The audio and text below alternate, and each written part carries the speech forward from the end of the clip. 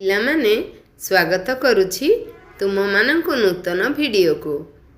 ଆମେ ପ୍ରଥମେ ଦଳପତି ପଦ ତୁମକୁ ସାଜେ ପ୍ରଥମ ଭାଗ ଦେଖିଥିଲେ। ଆଜି ଆମେ ଦଳପତି ପଦ ତୁମକୁ ସାଜେ ଦ୍ୱିତୀୟ ଭାଗ ଦେଖିବା। ଏହା ପୂର୍ବରୁ କିଛି ଆଲୋଚନା କରିବା। ତୁମେ ଘରେ ବସି କେବେ ବାପାଙ୍କୁ ତାଙ୍କ ଅନୁଭୂତି କଥା ପଚାରିଛ କି? ସେ କିପରି କାହାକୁ କୌଣସି ସ୍ଥାନରେ ବିପଦରୁ ମୁକୁଳାଇଛନ୍ତି କି? ତୁମେ ନିଜ କଥା ଭାବି ଦେଖ। ତୁମେ ତୁମ ବନ୍ଧୁମାନଙ୍କୁ କିମ୍ବା ନିଜେ କେବେ ନିଜେ ଚତୁରତାର ସହିତ ବିପଦରୁ ରକ୍ଷା ପାଇଛ କି? ଏମିତି ପିଲାଦିନରୁ ତୁମେ ଅନେକ ଚତୁରତାର ସହିତ କାର୍ଯ୍ୟ କରିଥିବ। ଏହା ତୁମ ବାପା ମା ତୁମକୁ ଭଲ ଭାବରେ ବୁଝାଇ ପାରିବେ। କେବେ ତୁମେ ନନ୍ଦନକାନନ ବୁଲି ଯାଇଛ କି? ସେଠାରେ ବିଭିନ୍ନ ପଶୁପକ୍ଷୀଙ୍କୁ ଦେଖିଛ କି? ଯଦି ଦେଖିଛ ତେବେ ସେମାନଙ୍କ ବିଷୟରେ କେବେ ଭାବିଛ କି? ଏସବୁର ଉତ୍ତର ତୁମେ ଏକାନ୍ତରେ ବସି ଚିନ୍ତା କରିପାରିବ। ଏହାପରେ ଆମେ ଆଲୋଚନା କରିବା ଆମର ଏହି ବିଷୟଟିର ପ୍ରଶ୍ନ ଉତ୍ତର। 1 ନମ୍ବର ପ୍ରଶ୍ନରେ ପାଠରୁ ଲେଖାଯାଇଛି କେଉଁ ସ୍ଥାନରେ ବାଣୁଆ ଜାଲ ଟାଣିଥିଲା? ଉତ୍ତର ଘ ନମ୍ବର ଜଙ୍ଗଲରେ। 2 ନମ୍ବର ହିରଣ୍ୟକ କିଏ? ଉତ୍ତର ଗ ମୂଷିକ ରାଜା। 3 ନମ୍ବର କପୋତମାନେ କିପରି ନିଜ ପ୍ରାଣ ବଞ୍ଚାଇବାକୁ ଉଦ୍ୟମ କଲେ? ଉତ୍ତର ଖ ଏକାଠି ଜାଲ ଧରି ଉଡ଼ିଲେ।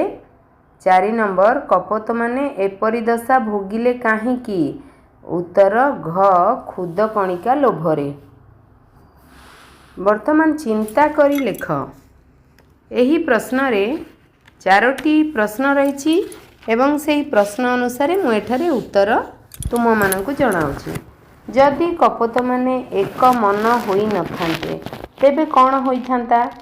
ଉତ୍ତରରେ ଯଦି କପୋତମାନେ ଏକ ମନ ହୋଇନଥାନ୍ତେ ତେବେ ବାଣୁଆ ହାତରେ ବନ୍ଦୀ ହୁଅନ୍ତେ। 2 ନମ୍ବର ଶିକାରୀ ଜାଲ ବିଛାଇଥିଲା କାହିଁକି? ଉତ୍ତର ହେଲା ଶିକାରୀ କପୋତମାନଙ୍କୁ ଧରିବା ପାଇଁ ଜାଲ ବିଛାଇଥିଲା। 3 ନମ୍ବର ଯଦି କପୋତମାନେ ଜାଲରୁ ମୁକ୍ତ ହୋଇନଥାନ୍ତେ ତାହେଲେ କି ଅସୁବିଧା ହୋଇଥାନ୍ତା? ଉତ୍ତର ଯଦି କପୋତମାନେ ଜାଲରୁ ମୁକ୍ତ ହୋଇନଥାନ୍ତେ ତାହାହେଲେ ସେମାନେ ଭୋକ ଉପାସରେ ପଡ଼ି ରହନ୍ତେ। 4 ନମ୍ବର ହିରଣ୍ୟକ ପରି ଜଣେ ଉପକାରୀ ବନ୍ଧୁ ହେବା ପାଇଁ ତୁମେ କ'ଣ କରିବ?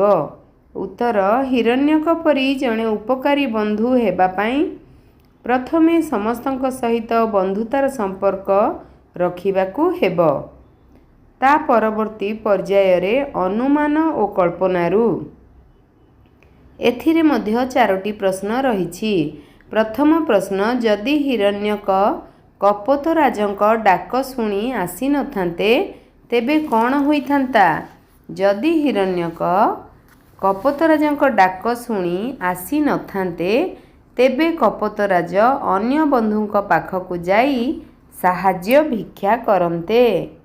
2 ନମ୍ବର ତୁମେ କପୋତରାଜଙ୍କ ସ୍ଥାନରେ ଥିଲେ କ'ଣ କରିପାରିଥାନ୍ତ?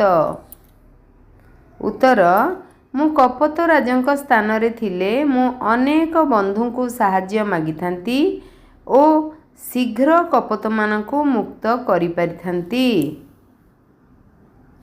3 ନମ୍ବର ପ୍ରଶ୍ନ ଯଦି ଦଳପତି ଅନ୍ୟ ସାଥୀମାନଙ୍କ କଥା ଭାବିନଥାନ୍ତେ ତେବେ କ'ଣ ଅସୁବିଧା ହୋଇଥାନ୍ତା? ଯଦି ଦଳପତି ଅନ୍ୟ ସାଥୀମାନଙ୍କ କଥା ଭାବିନଥାନ୍ତେ ତେବେ ସବୁ କପୋତ ସହ ଦଳପତି ବାଣୁଆ ଜାଲରେ ମରଣ ମୁହଁରେ ପଡ଼ିଥାନ୍ତେ। 4 ନମ୍ବର ଯଦି ତୁମେ ହିରଣ୍ୟକ ଓ କପୋତରାଜଙ୍କୁ କୌଣସି ସ୍ଥାନରେ ଭେଟ ତେବେ ତାଙ୍କ ସହ କ'ଣ କଥା ହେବ? ଉତ୍ତର ହିରଣ୍ୟକ ପରି ଭଲ ବନ୍ଧୁ ମିଳିବା କଷ୍ଟକର। କପୋତରାଜାଙ୍କ ସ୍ଥିତିବୁଦ୍ଧି ଯୋଗୁଁ କପୋତମାନେ ମରଣ ମୁହଁରୁ ମୁକ୍ତ ହୋଇପାରିଲେ। ଏହି କଥା କପୋତରାଜଙ୍କୁ ଏବଂ ହିରଣ୍ୟକୁ ଜଣାଇଥାନ୍ତି। ତା ପରବର୍ତ୍ତୀ ପର୍ଯ୍ୟାୟ ହେଲା ଭାଷାର କଥା। କବିତାର କିଛି ଅଂଶ ତଳେ ଦିଆଗଲା। ଶୁଣି ଏହି ଡାକ ମୂଷିକ ରାଜ, ବାହାରକୁ ଆସି ହୋଇଲେ ଉଭା। ଦଳବଳ ସହ କପୋତ ରାଜ, ଦଶା ଦେଖି ସେତ ହୋଇଲେ କାବା। ଏହି ପଦଟିରେ ଉଭା ଏବଂ କାବା ଦୁଇଟି ଭିନ୍ନ ରଙ୍ଗରେ ଶବ୍ଦ ଲେଖାଯାଇଛି। ଏ ଦୁଇଟି ଶବ୍ଦ ହେଉଛି ସମତାନ ଶବ୍ଦ। ଅର୍ଥ ହେଲା ଏ ଦୁଇଟି ଶବ୍ଦକୁ ଉଚ୍ଚାରଣ କରିବା ସମୟରେ ସମାନ ଉଚ୍ଚାରଣ ହୋଇଥାଏ। ତେଣୁ ଏହାକୁ ସମତାନ ଶବ୍ଦ ବୋଲି କୁହାଯାଏ। ଇଂରାଜୀରେ ଏହାକୁ ରାଇମିଂ ୱାର୍ଡ କହନ୍ତି। ଆମେ କବିତାରେ ଏହିପରି ସମତାନ ବିଶିଷ୍ଟ ନୂଆ ଶବ୍ଦଗୁଡ଼ିକ ବାଛିବା। 2 ନମ୍ବର ଉତ୍ତରରେ ଉଡ଼ି ପଡ଼ି, ମେଳି ଟାଳି, ଧାଇଁ ପାଇଁ, ହୋଇ ଭାଇ, ଦେହ କୁହ, ମୁକତି ସକତି ଏହିପରି ଆହୁରି ମଧ୍ୟ ଶବ୍ଦ ଅଛି। ମୁହିଁ ନାହିଁ, ତେଜେ ସାଜେ। 3 ନମ୍ବର ପ୍ରଶ୍ନରେ ଲେଖାଯାଇଛି କିଛି କ୍ରିୟାପଦ ଲେଖ। ଶୁଣି ଏଇ ଡାକ ମୂଷିକ ରାଜ, ବାହାରକୁ ଆସି ହୋଇଲେ ଉଭା। ହୋଇଲେ ଏଠାରେ କ୍ରିୟା ଶବ୍ଦ। ପ୍ରଥମେ ଆମେ କ୍ରିୟା ଶବ୍ଦ ବୁଝିବା। ଅନ୍ୟ ଏକ ଭିଡ଼ିଓରେ ମୁଁ କ୍ରିୟାପଦ ଏବଂ କାଳ ବିଷୟରେ ବର୍ଣ୍ଣନା କରିଛି। କ୍ରିୟାପଦ ବା କ୍ରିୟା ଶବ୍ଦ ଗୁଡ଼ିକ ହେଲା ଯେଉଁ ଶବ୍ଦ ଗୁଡ଼ିକ ଗୋଟିଏ କାର୍ଯ୍ୟକୁ ବୁଝାଏ। ତେଣୁ ଏଠାରେ ହୋଇଲେ କ୍ରିୟାପଦ, ଯାଇଥିଲା କ୍ରିୟାପଦ, ପଡ଼ିଗଲୁ କ୍ରିୟାପଦ, ଆସିଛୁ ମଧ୍ୟ କ୍ରିୟାପଦ ହେବ। 5 ନମ୍ବରରେ ସର୍ବନାମ ପଦ ଲେଖ। ସର୍ବନାମ ପଦ ଲେଖିବା ପାଇଁ ଆମେ ଆଗରୁ ବୁଝିଥିଲେ ଯେ ସର୍ବନାମ ପଦ ବିଶେଷ୍ୟରେ, ବିଶେଷଣରେ ଏବଂ ବାକ୍ୟରେ ବଦଳରେ ତାକୁ ଆମେ ବ୍ୟବହାର କରିପାରିବା। ଏଠାରେ ବାକ୍ୟଟି ଅଛି, ହିରଣ୍ୟକକୁ ଦେଖି ଦଳପତି ଟିକେ ସାହସ ପାଇଲେ। ହିରଣ୍ୟକ ଜାଗାରେ ତାକୁ ଏବଂ ଦଳପତି ଜାଗାରେ ସେ ଲଗାଇ ବାକ୍ୟଟିକୁ କରାଗଲା। ତାକୁ ଦେଖି ସେ ଟିକେ ସାହସ ପାଇଲେ। ଠିକ୍ ଏହିପରି ତଳ ବାକ୍ୟ ଗୁଡ଼ିକ ମଧ୍ୟ ଆମେ ବିଶେଷ୍ୟ ସ୍ଥାନରେ ସର୍ବନାମ ପଦର ପ୍ରୟୋଗ କରିବା। ତାକୁ ଦେଖି ସେ ଟିକେ ସାହସ ପାଇଲେ। ସେହିପରି ତାର ଜାଲରେ ସେମାନେ ପଡ଼ିଗଲେ। ସେମାନଙ୍କର ଆନନ୍ଦ କହିଲେ ନ ସରେ। ତାର ଦାନ୍ତ ମୁନିଆ ଥିଲା ଇତ୍ୟାଦି ଶବ୍ଦ ଗୁଡ଼ିକ ସର୍ବନାମ ଶବ୍ଦ। ମୁଁ ତୁମକୁ ପାଠଟି ପଢ଼ାଇବା ବେଳେ କହିଛି ଯେ ଏଠାରେ କିଛି ପଦ୍ୟ ଆକାରରେ ଗପଟିକୁ ଲେଖାଯାଇଛି। ଏହାକୁ ଆମେ ଗଦ୍ୟ ଆକାରରେ ମଧ୍ୟ ଲେଖିପାରିବା। ଏହା ପୂର୍ବରୁ ମୁଁ ତୁମକୁ 4 ନମ୍ବର ଏବଂ ଆଉ ଏକ ତୁଳନା କିପରି କରାଯାଇଛି ସେହି ପର୍ଯ୍ୟାୟରେ ପ୍ରଶ୍ନ ଉତ୍ତର ଗୁଡ଼ିକ ଆଲୋଚନା କରି ଦେଖାଇବି। ଦେଖ, କାଳ କ୍ରିୟାପଦ ପରେ ଆମେ କାଳ ମଧ୍ୟ ବୁଝିଥିଲେ।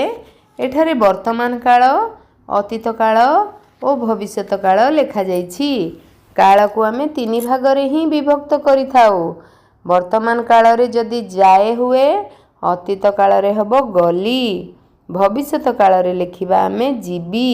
ଠିକ୍ ସେହିପରି ଖାଇଲା ଶବ୍ଦଟିର ବର୍ତ୍ତମାନ କାଳରେ ଖାଏ ଏବଂ ଭବିଷ୍ୟତ କାଳରେ ଖାଇବ। ମୁଁ ଏଠାରେ ଖୁବ୍ ସୁନ୍ଦର ଭାବରେ ହଳଦିଆ ରଙ୍ଗରେ ଲେଖିଛି।